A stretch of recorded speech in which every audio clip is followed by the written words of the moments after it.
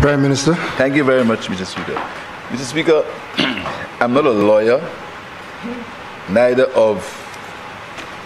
lawyer with papers or lawyer without papers. I will not profess, Mr. Speaker, to speak about matters of law, nor will I try to confuse the purpose of this bill with matters of semantics, Mr. Speaker. In the same way, Mr. Speaker, according to me, I'm not an engineer. So, Mr. Speaker, I want to say a few simple things. First of all, Mr. Speaker, I want to state clearly the intention of this bill, Mr. Speaker, and to try to clarify how the leader of the opposition is attempting to say that this bill will usurp the powers of the Director of Public Prosecutions, Mr. Speaker, in his own mind. Clause 3, Mr. Speaker, the bill of the Act clearly states the Act does not affect the authority of the Director of Public Prosecutions under Section 73 of the Constitution of St. Lucia or other enactments. B, the Attorney General to pursue a civil claim or to discontinue or withdraw a civil claim on behalf of the government. C, the Parliamentary Commissioner under Section 112 of the Constitution of St. Lucia, Cap 101. D, the Integrity Commission under Section 119 of the Constitution of St. Lucia. And E, the Financial Intelligence Authority under the Money Laundering Prevention Act. It clearly states, Mr. Speaker, that the Act does not affect the authority of these people. Clearly, Mr. Speaker, it is clear and pellucid that it doesn't affect this bill, Mr. Speaker. Mr. Speaker, the leader of the opposition, very convenient at this time. Mr. Speaker, when you listen to the leader of the opposition, you feel he's the most pious and the most gentle individual who, when he was in government, he was so nice to everybody. And when he was in government, he was great and he didn't do anybody any harm. And the people were just so ungrateful for him, Mr. Speaker. Mr. Speaker, the leader of the opposition speaks that of the Jamaica Act, the Governor General. And he seems to give the impression that he respected the Governor General. Mr. Speaker, I know it's not customary to use a Governor General in this House, Mr. Speaker. Mr. Speaker, do you know this Prime Minister, former Prime Minister, Mr. Speaker, and the stories, and I'm sure it will be written in the memoirs of the Governor General, how he treated the last Governor General because he perceived of her political, because she was appointed by us, Mr. Speaker. Mr. Speaker, when the leader of the opposition appointed a new Governor General, he did not have the courtesy to inform the leader of the opposition that he was appointing a new Governor General and the existing Governor General was leaving office. And he speaks about as if the Governor General is sacrilegious and he treated the Governor General with such great respect, Mr. Speaker. Mr. Speaker, he did not even, our position was clear on the then Governor General. We said because of his position, we would not attend any official functions under his auspices. But we respected him. We respected the office of Governor General, Mr. Speaker. So when the leader of the opposition comes and pretends that he was so nice, and because the Jamaica Act under a particular section speaks to the Governor General being involved, that makes the act so different and transparent than our act. This is, as a friend of mine would say, hypocrisy. So, Mr. Speaker, another point, Mr. Speaker, that the leader of the opposition again, Mr. Speaker, seeking to score cheap points, speaks about the appointment of the special prosecutor. Under section, what section come in? 4. Our act, section 4. In our act, Mr. Speaker, under section 4, Mr. Speaker, listen to who appoints the Special Prosecutor, the Judicial and Legal Services Commission. That is the same commission that appoints judges, the same commission that appoints the Director of Public Prosecutions, the same commission that appoints people in the legal fraternity.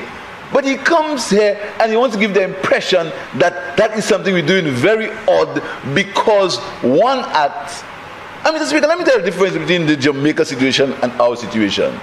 St. Lucia's judicial system is an OECS, Mr. Speaker. It's an OECS situation. We have one High Court, we have one Chief Justice for the entire OECS. We have judges for the entire OECS, etc. So that is different. So our Judicial and Legal Services Commission, that is the one that appoints people into the legal fraternity. So it exactly, and in Jamaica they stand alone, Mr. Speaker. In Jamaica it stands alone. So there is no comparison. So to say that because the Special Prosecutor is appointed by this Services Commission, there is something wrong, and compared to Jamaica is again flashing mirrors. Just trying to mix up the whole thing, Mr. Speaker, because he knows very well that what he's saying is not accurate, Mr. Speaker. There's a basic difference. Then the leader of the opposition tries to gain political sympathy by saying he wants to protect public servants. Mr. Speaker, this leader of the opposition wants to talk about protecting civil public servants. Ask the Governor General how she was treated. Ask Tracy Polius how she was treated. Ask the Cabinet Secretary, Daryl Montrop. Daryl Montrop was the only Cabinet Secretary that was fired by any government. In the history of St. Lucia, there is no Cabinet Secretary that was treated how the leader of the opposition treated Daryl Montrop. And today, that case is in court, and the taxpayers are the ones who have to pay the legal fees involved, Mr. Speaker. And the leader of the opposition speaks about public servants. As permanent secretaries, how the leader of the opposition treated him when he was in government. As members who were in the embassies, the people who represented us overseas. Up to now, we have claims against how the leader of the opposition treated these people when he came into government, Mr. Speaker. Look at our record. Look at our record of treating public servants. In fact, some of the critics, I think the member of Kashi South said so, some of the critics of our administration, they say we've taken too long to change.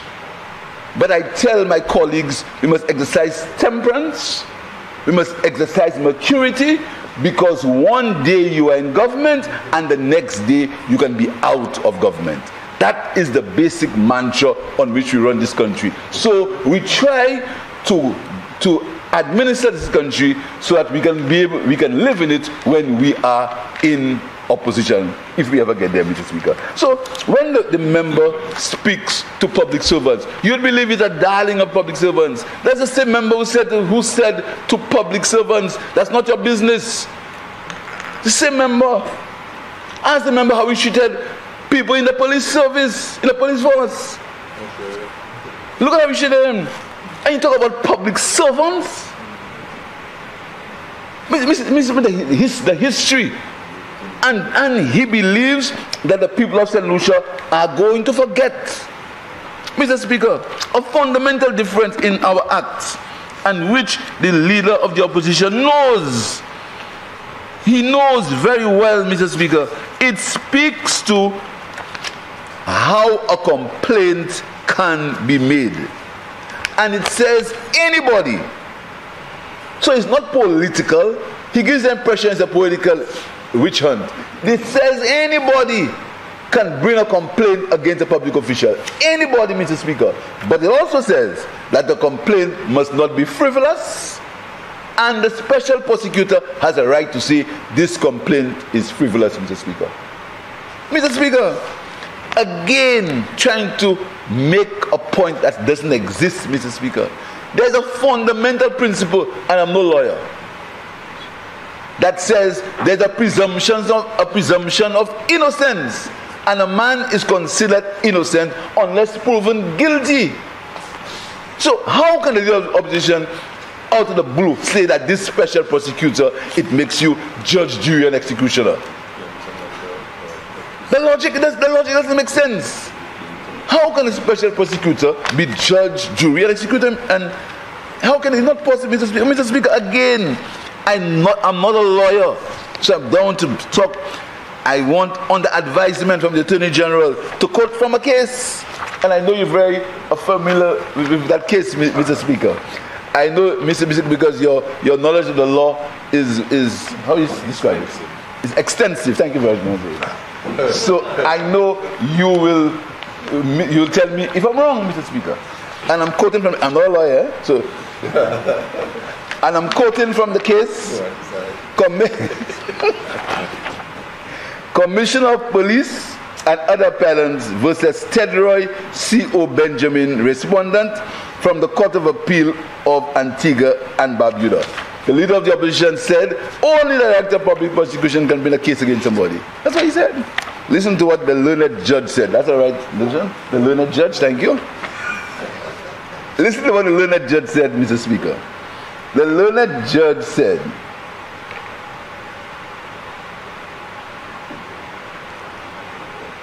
on 1st January 2013, the director issued a publication entitled Guide for Prosecutors, Antigua and Barbuda.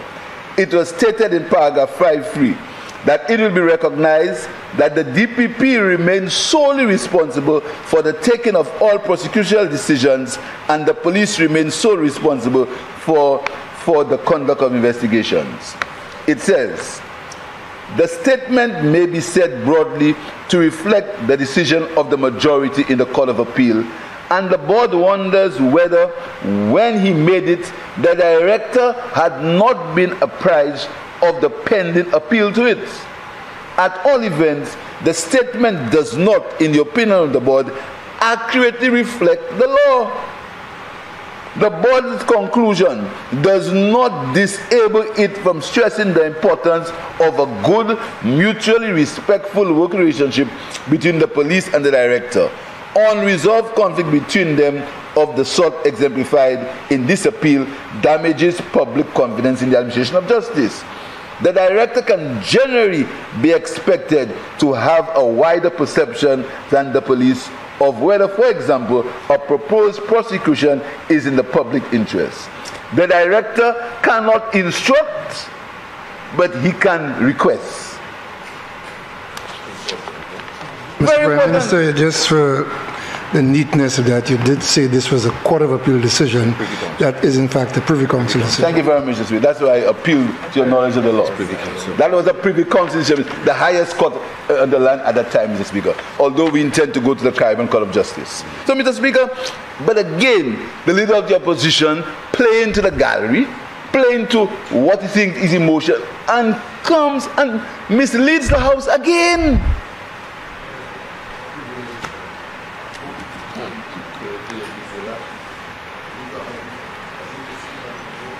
Mr. Speaker, I spoke earlier about the presumption of innocence, Mr. Speaker. Mr. Speaker, again, the leader of the opposition gives the impression that once a special prosecutor gets a case, the person will automatically go to jail. In fact, there are some cases that the person should. But, Mr. Speaker, again, there is a judge. And the bill, the act says that the case will go to a judge where there's a presumption of innocence, Mr. Speaker, and the judge and the jury will come to a decision. So what is he saying? What is the point? What is the point, Mr. Speaker? The authority of the Director of Public Prosecution remains. The authority of everyone else involved, everyone else involved in the process, the authority of these people remain, Mr. Speaker, the Attorney General, the Parliamentary Commissioner, the Interior Commission, the Financial Intelligence Authority. But, Mr. Speaker, the public of St. Lucia are asking, they are saying that all they are tired of these allegations, and the government of St. Lucia wants these allegations to be cleared up. So all we are saying is that if the public believes that there is something that needs to be cleared up, give it to the hands of the special prosecutor. And the special prosecutor is stipulated in the bill, must have 10 years experience. A judge needs 7. The DPP needs 7. The DPP needs 7, Mr. Speaker. The DPP needs 7 years to be a DPP. But the special prosecutor in our decision, out of the abundance of caution, the special prosecutor needs 10 years experience as a lawyer before he can be considered as a special prosecutor. So all the guidelines are here and all the safeguards are here, Mr. Speaker. But Mr. Speaker, something transpired here today that is very sad. You see, Mr. Speaker, in this politics, and I've been there for quite a while, Mr. Speaker, the people of Cashews East have allowed me to represent them for 25 years, and I thank them for that. I thank them deeply and immensely for that, Mr. Speaker. Mr. Speaker, so you cannot say that I know a little bit about politics, Mr. Speaker. But Mr. Speaker, if you have so much evidence that is pellucidly clear about a member of this house, you are the Prime Minister, you take it to everybody you can, and no one can say what you're saying is right. Something is wrong with you. Right or wrong? Simple logic. None of us, we ever came here and pinpoint on somebody and say all kinds of things about him or her and do nothing about it. But you took action. You went to court, you went to the customs, you say you went to the audit department, you went to everybody you could. Why was something not done? Why? Something doesn't make sense here, Mr. Speaker. Something doesn't make sense here. So, Mr. Speaker, I would hate to believe that this vindictiveness is so ingrained in the leader of the opposition that even after his loss, he hasn't admitted and say, mea culpa, mea culpa, mea culpa. It's sad, Mr. Speaker. It's sad. And he comes with these false faces and these girls laughs, giving the impression that he has no anger, Mr. Speaker. Mr. Speaker, the venom that the leader of the opposition treats the government, Mr. Speaker, is clear. So, Mr. Speaker, we are saying that we want to have a transparent government. We want to have a government where the people have a say in the runnings of the country and the people can determine if something has to be investigated or not. But out of the abundance of caution, we want the person who is investigating it to be above board, to be experienced, and to be able to cast a proper judgment, Mr. Speaker. There is nothing to hide in this bill. This bill affects us just like them. It affects all politicians. And in cabinet, we said to the members of the cabinet, Mr. Speaker, that this bill is a serious bill. That is why we circulated this bill. How many weeks? 3 weeks? Yeah, 3 weeks or more. More than 3 weeks, Mr. Speaker, this bill was in the public domain. For the public to read, and for the public to understand what we were facing. We did not come in and pass this bill through all the stages. We allowed this bill to be circulated in the community, in the country, throughout the world for people to see, Mr. Speaker. So, Mr. Speaker, it is because we want to raise the level of governance in this country. We want to give St. Lucians something to be proud of. When I never want St. Lucians to have the perception that a government is so corrupt, that anything that the government does, it is questioned, Mr. Speaker. Mr. Speaker, there are certain things that we have to question. And you can talk about misjudgment. Why would a government come into office and find a PPP arrangement for an airport that is all but signed and abandon that arrangement when the entire financial world says to you that is the way to go? Even now after COVID, it says to you, you abandon it. And the first thing you do is you abandon it. You ask to, okay, you want to abandon it? Let us supervise it for you. You said to the IFC, no. And you proceed and give a direct award for the largest infrastructural project in St. Lucia's history. You give a direct award, and as soon as you start, Mr. Speaker, you give directions to move it from the point where it's supposed to be, and then the first act after that, you have cost overruns over $23 million. US. The first act. 55. From the first, I'm not accusing anyone of everything, but something is wrong there.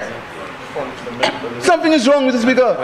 And then you instruct somebody to give the award to a firm. You instruct, Mr. Speaker.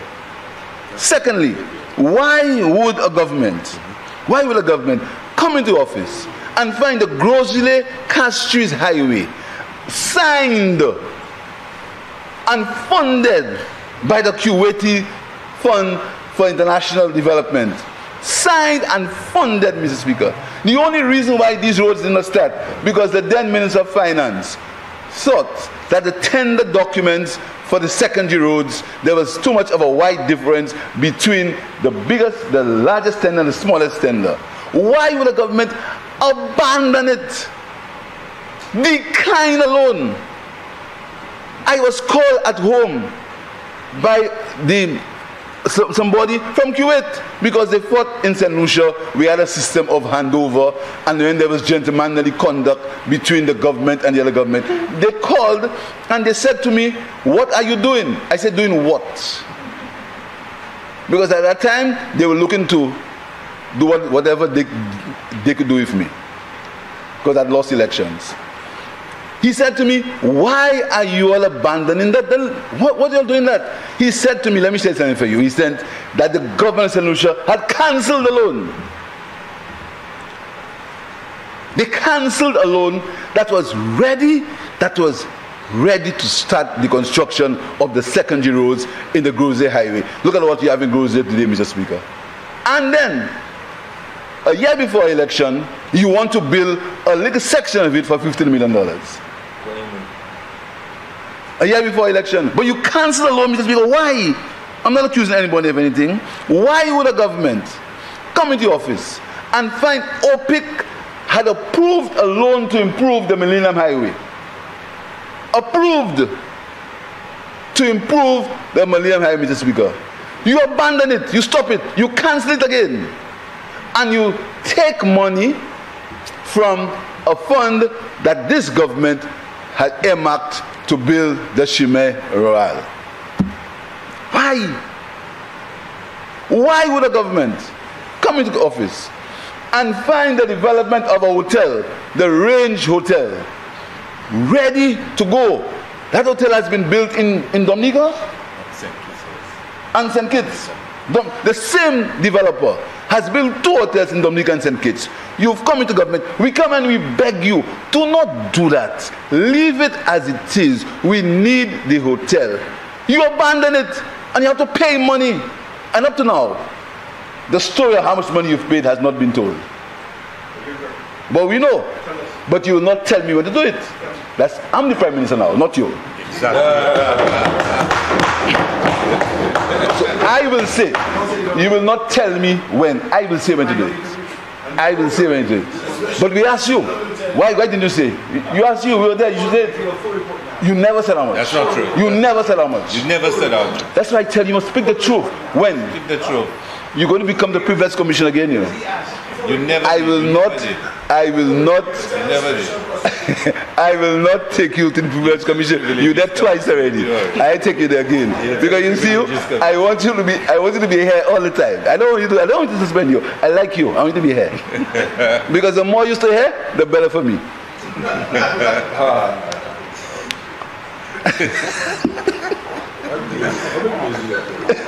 So I want you here. I want you here. If you are so great, you wouldn't be here. So, Mr. Speaker, you abandon it. You abandon the Range Hotel. You abandon it, Mr. Speaker. You understand? Because up to today, why would you abandon a development of a hotel like that, of that nature? We begged you.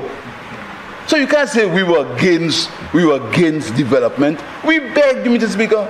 Why will you come into office and find the Soufrière Square near completion? You stop it. You leave it there for about a year. And you just so. I mean, something must be wrong, Mr. Speaker. Something must be wrong. And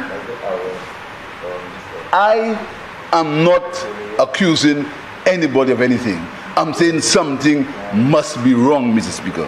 But, Mr. Speaker, this bill also speaks to how government funds are used, misbehavior in public office. Because we are told, Mr. Speaker, listen to that. Listen to that. The Electoral and Boundaries Commission makes a ruling on the boundary delineation in this country. All the members of the commission, and I ask my colleagues to guide me as I go. All the members of there are 5 members of the commission. 2 government, 2 opposition, and the speaker. Right, Mr. Speaker? 5 members of the commission. Every member, 5 or 4? 5. Every member signs on the bottom line that they agree the delineation of the constituencies. Because it's agreed that one constituency cannot be grossly, cannot be as large as it is, and Dennery as small as it is. So it's agreed, and everybody agrees that the constituency need to be changed. They sign upon it. They sign. A member of the government, is the government or the opposition? At the time, the opposition. It was the government. A member of the government objects, or the opposition at the time objects, and says because it will make him lose his seat, but he lose anyhow. Yeah. Because it will make him lose his seat, he objects, Mr. Speaker. The matter goes to court. The member loses. He loses both counts. He loses the election and he loses the case. And the government is called upon to Prime Minister, just a point of correction there. The case was actually never heard, which is the point of the consent order. Of the consent. It was never heard. But yes, the question of the removal of Anthony Astafan did cause an order of cost against the claimant to be paid to the commission. But the case was not determined. Thank you. Well said, Miss. Well said. Well said. You get no cover, Chief. You have no cover there. You have no cover.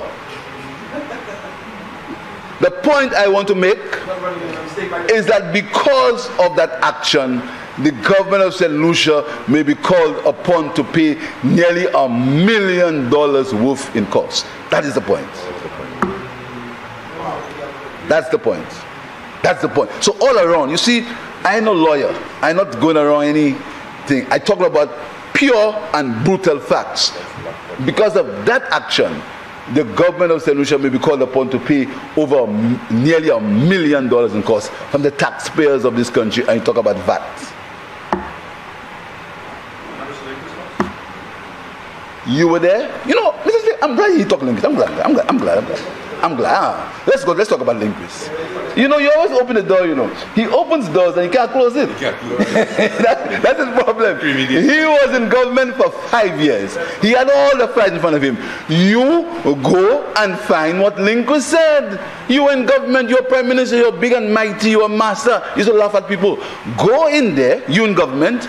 You had all the powers to go to the states and whatever you could do. You could talk about fellas' visa, all kind of thing. Why didn't you find out when you were in government about linguists? Don't pretend you were in government. You were in government. You had 5 years, more than 5. You had more than 5 to talk about linguists. You had. Why didn't you find out about linguists?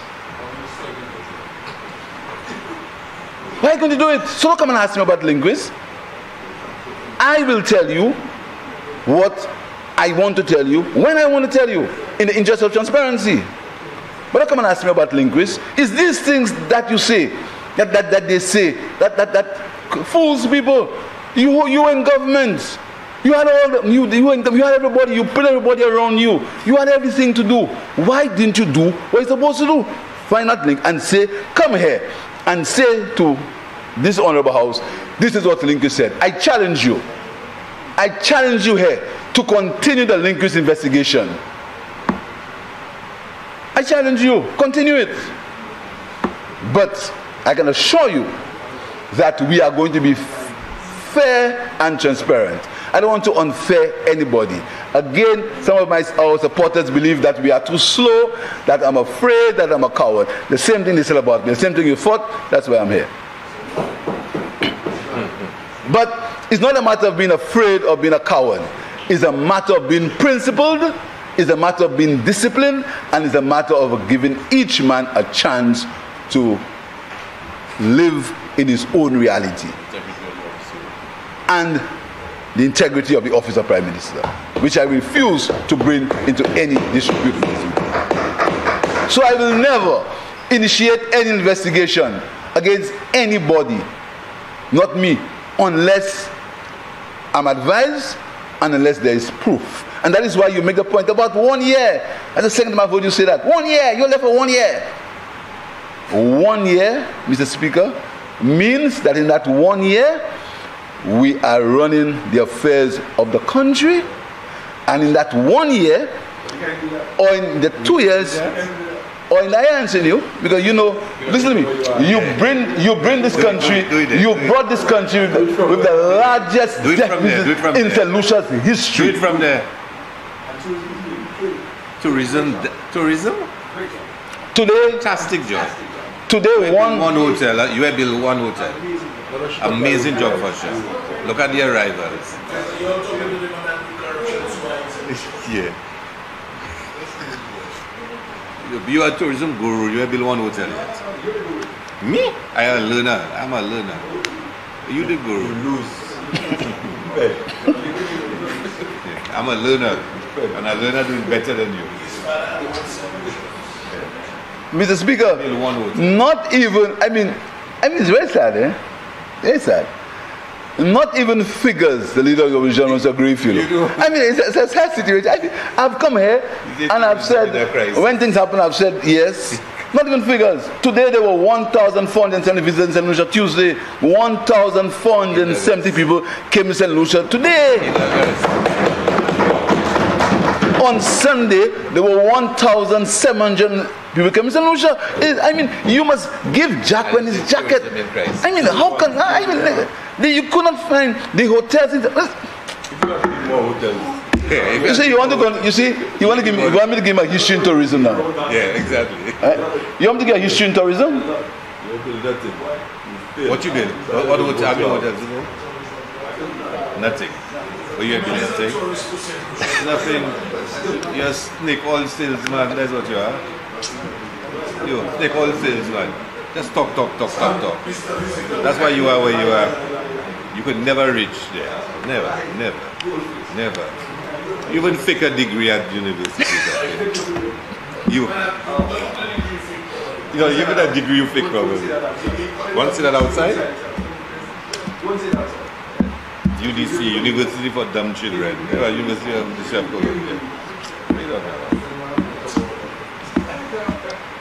Mr. Speaker, I don't know what. Mr. Speaker, you know, I don't understand what's the Mr. Speaker. Today, I said there were 1,700. He's denying that.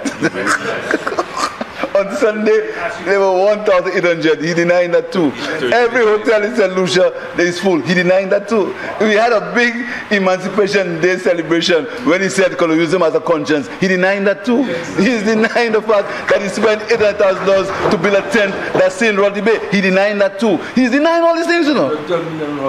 He's denying the fact he hasn't built one hotel in St. Lucia for next, whether he was the Minister of Tourism or Minister, Prime Minister. He's denying that too. Oh my God. You denying everything, Chief? And you calling people liar? You denying the fact that you told the Americans that you're going to have $1.5 billion of investment in the next year? You denying that too? You denying the fact that you said you're going to be 23 islands next year? You denying that too? You denying the fact that you said the Port of the Caribbean will have 800 people working by the year 2019? You denying that too?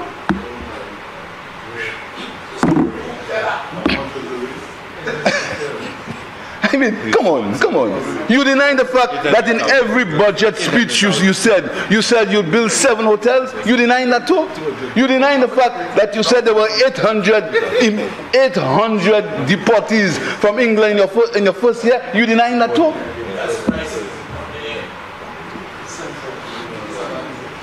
Let's finish that. You denying that too? You denying the fact that you said you signed the paper for the price of gas to go down immediately? You denying that too? You denying the fact that you said you'd agreed with France to send bananas to France on the first week? You denying that too?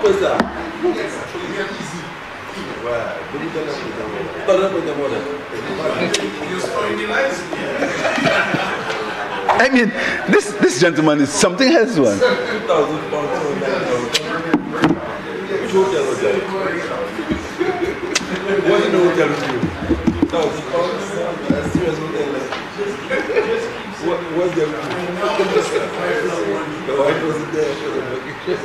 And Steve talk here, sir. Steve talk here, sir. The library, I'm going to open it.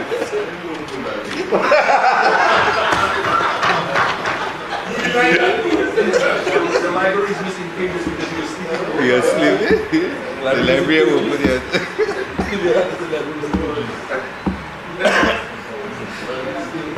Don't wake him up. So, Mr. Speaker. You have his own son, you know that. So, Mr. Speaker.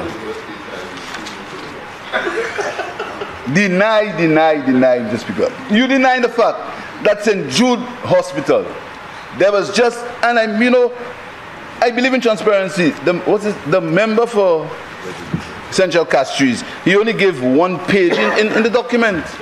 But I made available to the members the entire document that said, after he'd spent $89 million on the box, there was another $70 million only for the bottom floor, you know. I mean, you think people are listening to that? Only for the bottom floor. It's not nothing I say, you know, Chief. Not nothing I say, Chief. I nearly call you comrade.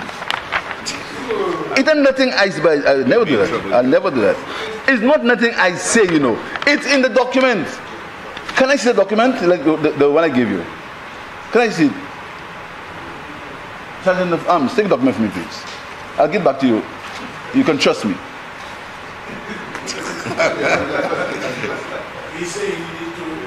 I'll get back to you. Because, you know, Mr. Speaker, the leader of the opposition wants to open the door. Thank you very much, sir. 15th July 2021. The Department of Economic Development is in receipt of a draft finance agreement for the St. Jude Hospital reconstruction project from, I don't want to mention the company's name, that's not my style. I don't want to do it. Because, you know, as the member of Cash itself, you see anybody that bluffed the government, I vexed them, you know. Because the government, if a prime minister can allow a businessman to bluff him, and take a bribe. It's his fault. So I don't mention nobody's name. I don't mention people's names. We will be grateful if you would review and provide feedback on same at the earliest. Bill finance agreement between the government of St. Lucia and the company for the construction and finance of the St. Jude Hospital in O'Shea. Listen, Mr. Speaker, all the terms are there, works, blah, blah, blah. And you see, Mr. Speaker, and tell people the hospital will finish in 6 months. They will have a brand new hospital in 6 months. And I heard somebody who is most famous for losing elections make the echo, yeah, yes, you have a new hospital in 6 months. 6 months. Listen to the second schedule. The second schedule, the works. The works involve the construction of post-structural frame elements, which entails architectural, mechanical, electrical and plumbing, as well as civil and side works. These elements will be incorporated into the finished frame in order to bring the structure of St. Jude into use. See description of the first schedule. Work schedule, works contract. The works are captured in 2 works contracts awarded to the company. Architectural works and transition costs to bring the ground floor into use. The ground floor. And you tell people, you have a brand new house in 6 months. The ground floor. The fourth schedule. The client agrees to enter into a payment plan and therefore agree to settle the financial obligations of the company over a period of 1 year. A payment plan over a period of 1 year from the date the works are completed, Mr. Speaker. And listen to it. Architectural works. What's the meaning of that?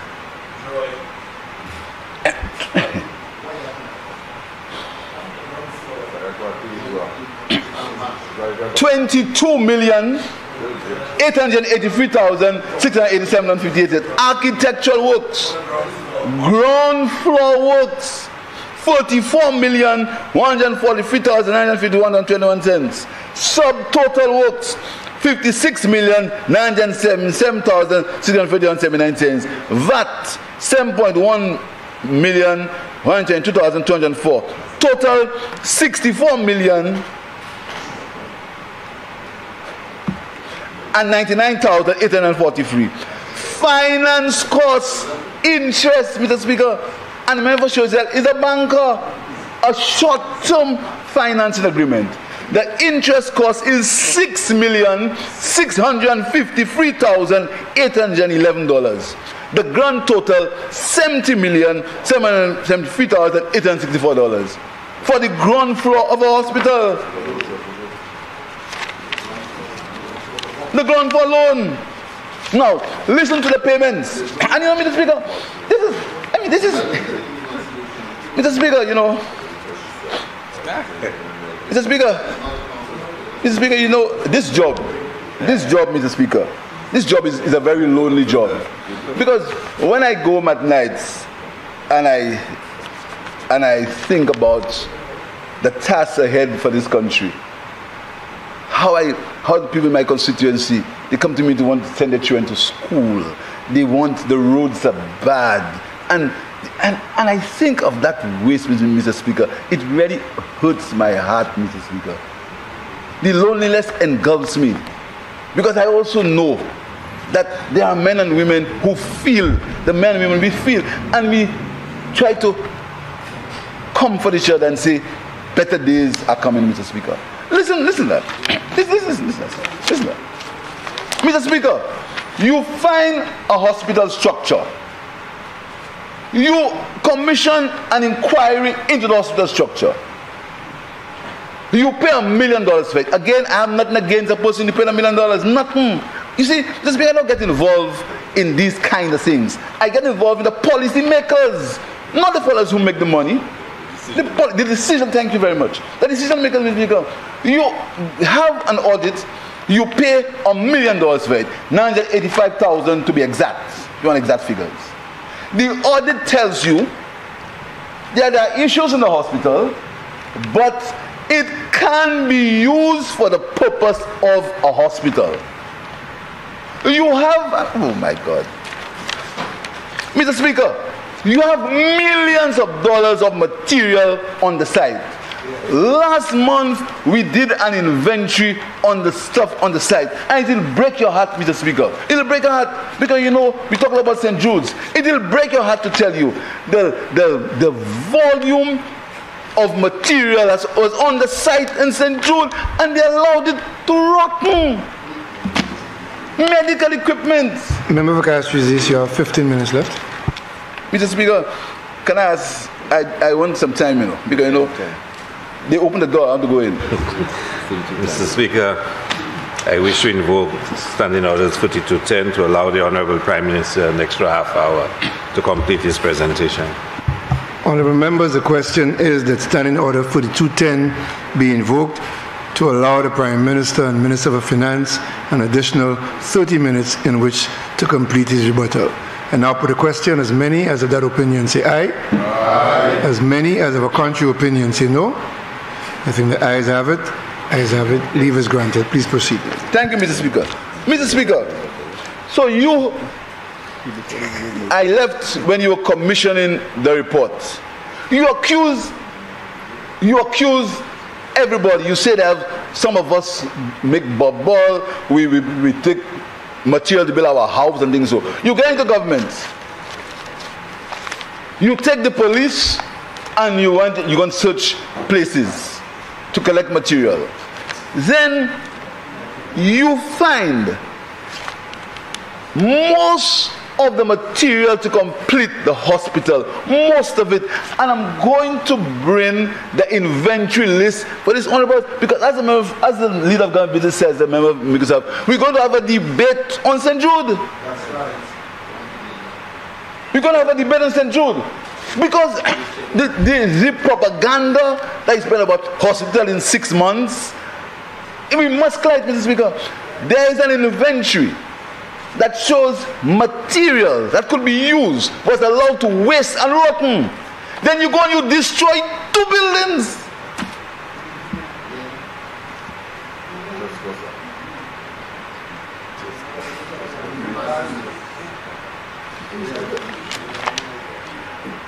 What did he didn't do it? No, I get a new copy. I've ended. If it's copy you want, Chief, copies you have to see there coming. You want this thing back proper. You destroyed 2 buildings. Up to today, you cannot tell the people of St. Lucia why you destroyed these 2 buildings. You put a bulldozer in it. The same way you put a bulldozer in the prison and you pay twice for it. You like this bulldozer thing. The same way you put a bulldozer in the bridge in Soufre and you lose election for it. The same way you propose to put a bulldozer in this building and mash it up. You like bulldozers.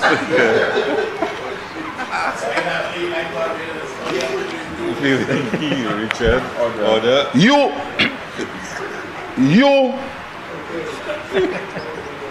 refuse to use the material that was there to complete the hospital. The audit tells you you can complete the hospital even though there are some problems. You send somebody to there, you send somebody in there, you send your surrogates in there, one of them says if you open your hand there, you can't pass the corridor. So on that basis, you stop. Then you leave it for 3 years. Goodness gracious, man. You allow the building to rotten. You leave it closed for 3 years. You spend $89 million on a block. And you have liabilities of $34 million that I have to pay. In addition to the... In addition, 89 years. And plus another 70 for the ground floor alone. Just the ground. That is the reality of St. Jude's, you know, of the block. Plus the fact that we spent $90 million on the old buildings. And look at how you paid it back. and listen to the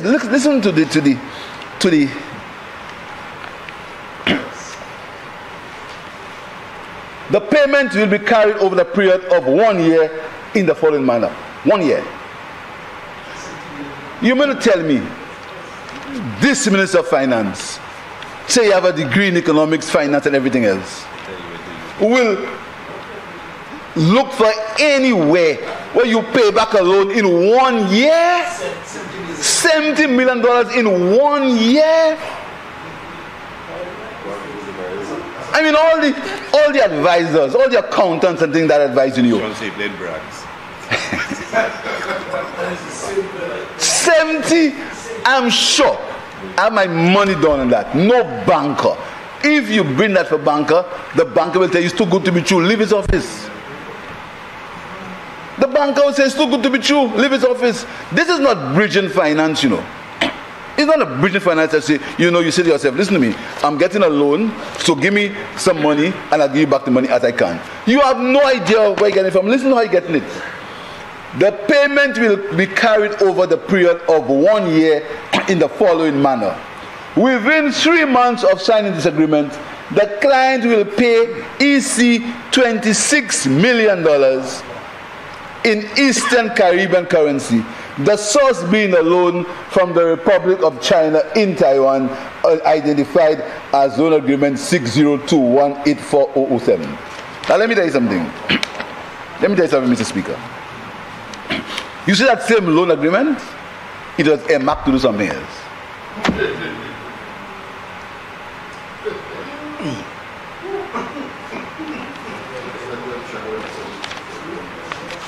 The second quarter payment, and I think I have the information. If they doubt me, I have the information. I have it. The second quarter payment will be carried out by the client, paying to the company EC $10,752,000, the source being the government of St. Lucia. So for somewhere, you're going to get $10 million in serious cash flow problems. When you run a deficit in your current account of over 7%, you'll find $10 million to pay the phone. Yes. The third payment will be carried out by the client, paying the company EC $18,710,000, the source being the government of St. Lucia. The fourth payment, the fourth quarter payment, will be carried out by the client, paying to the company EC $14,478,994.80, the source being from the government of St. Lucia. Listen to the clause, and you must take your mind to the airport. Remember, the airport had a finder's fee. Remember that? Because when the airport was supposed to be financed, there was a finder's fee until the bank said, no, I give you the money. There's a finder's fee. Listen to the thing now. In the case of late payment of any invoice submitted by the company, the client will pay interest of 1% per day. What? Because the client knows he's going to be late. 1% per day to the company on the amount overdue. 1% per day. Now, Robert Lewis was a mathematician. What's 1% of $69 million? What's it? 1%? $6,900.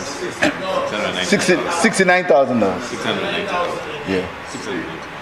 $69,000 a day. Yeah. $69,000 a day. A day. That's the interest you're going to pay. So 10 days is 690. No, 690,000, 10 days.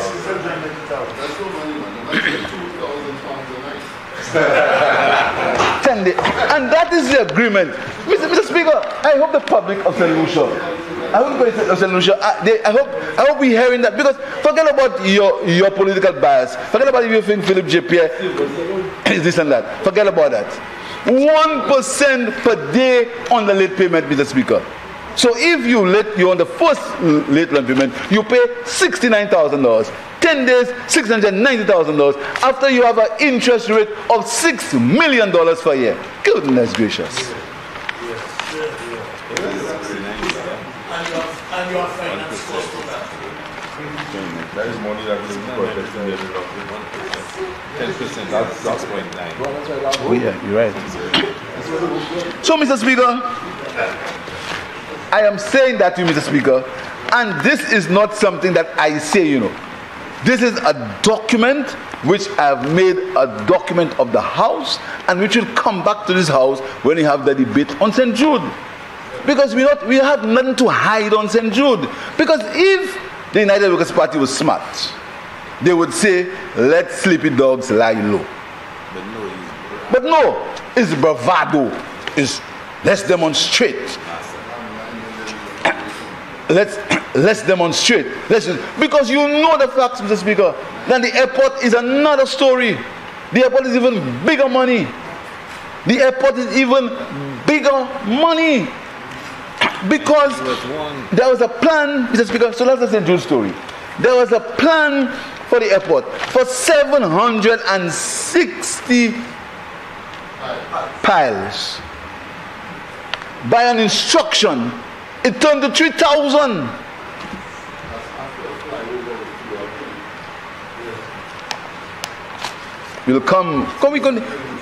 We'll discuss all of it here, Mr. Speaker. And there is, in the airport had an elevated departure lounge. So you drive it up to get to the thing. The study said,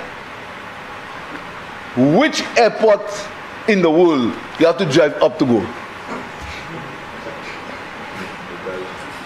Bogash. I mean, it's not me I say it, you know. Don't look at me as you strange. Don't try that. Don't try that pretensive. You're too pretensive.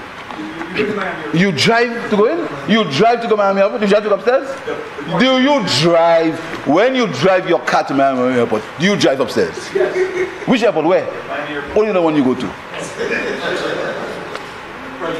You drive. Do you drive? That's like that already. Do you drive to go upstairs in the airport? When they drop you in the Miami, you drive upstairs? Where? Upstairs is departure, and downstairs is arrival. You drive? You don't drive? You drive? So how do you get rid of your luggage? You take it out of the car. But you park on the side and you make it empty on the side. That's what happens in Miami. No, you have to drive up. You see, your problem is you're wrong and strong. You see, you fool yourself so much. That's why you fool yourself to where you are, you know. You fool yourself so much. That's why you tell all your colleagues that you win already. I win already, man. Pierre got an election. Win already. That's what you told your colleagues. That's true. That's what you told them. That's what you told them. He said, I win already, you know. This was a win. Pierre is a joker. That's what you told your colleagues. But this Pierre beat you 15-2.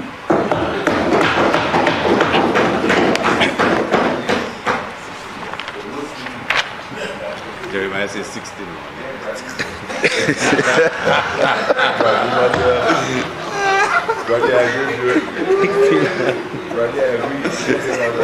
So, Mr. Speaker,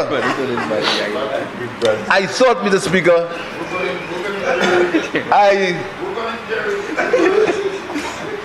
No, you know he's welcome. You know he's welcome. Mr. Speaker, you want your document? Give the honorable his document first.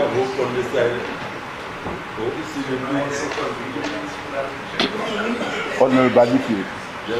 So, Mr. Speaker, I thought, Mr. Speaker, I would make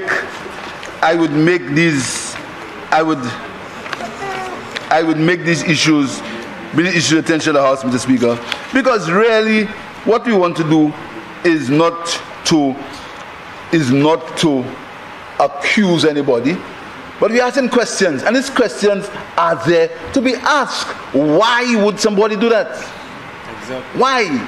Why would somebody do that, Mr. Speaker? Mr. Speaker, do you know, if this leader of the opposition had continued the project that we started, you know we would never be here? That's true. That's true. We would never be here.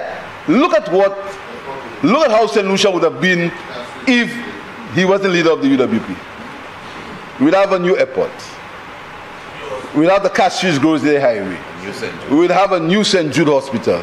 We would have a new Millennium Highway. We would have the Range Hotel. We would have a new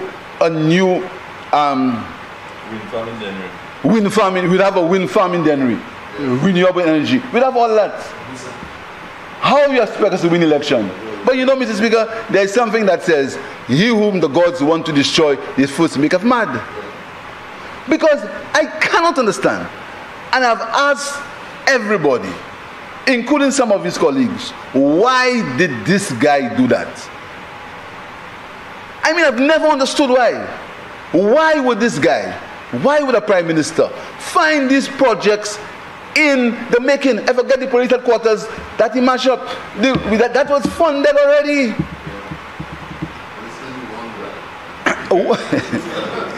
I'm saying to myself, why did this guy do that? Why would the honorable member, thank you, do that, Mr. Speaker? Find a country where the deficit on current account was near prudential levels, 3%. And the debt to GDP ratio, before it was rebased, was at 70%, rebasing took it to 61%. That's what he found. That's what he found. And you take all that and you throw it down the drain to live on a dream. You did not know that it takes years when you dismantle a project to put it back up. You didn't know that. You didn't know that investors lose confidence in you when you find something going and you just break it up. Mr. Speaker, so we need to get answers to these questions, Mr. Speaker. So, Mr. Speaker, I want to thank the members for supporting this bill. I want to tell you, Mr. Speaker, that what we want to do is to raise the level of governance in St. Lucia. And the leader of the opposition always opens the door to make me go in. He always does that. He doesn't learn from his mistakes, Mr. Speaker. And that is why the members of his party summons him to meetings and they don't attend.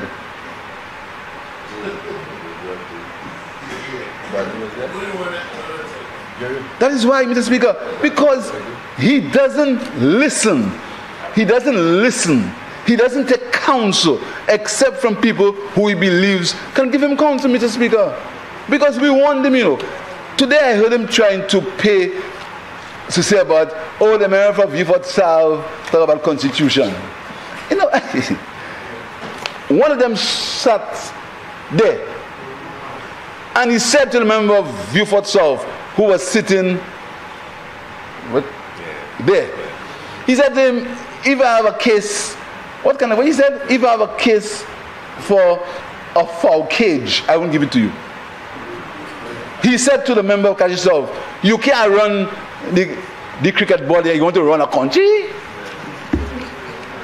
He sat there and he did not say to the member, do not, sometimes we say to our people, our minister, don't say that. He never said to the member not to say that. But now he's trying to play, he's so pious and nice. Oh, the member of Viewfort South is a constitutional lawyer.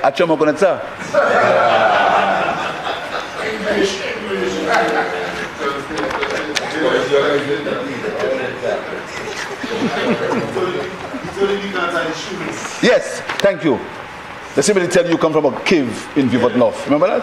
Yeah. Yeah, that's what they told him. He told him he come from a cave in Viewfort North. The member, the leader, none of my men and women that can say that. I'll call him up, pull him up right away. He said to him, you said to the member of Viewfort North, you come from a cage in Viewfort North.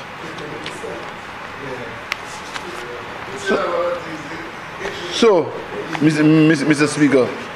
Speaker, I want to say to the public of St. Lucia that this bill, this act is for them. It's a promise that we made to them to bring the level of governance to this country to a higher level. It's an act that believes that being in government is to serve and not in government to make money. It's an act that believes that you must respect the people of the country, you must respect the finances of the country. And it's an act that we hope will raise the bar and raise the level of governance, transparency, and accountability in this country. I thank you, Mr. Speaker.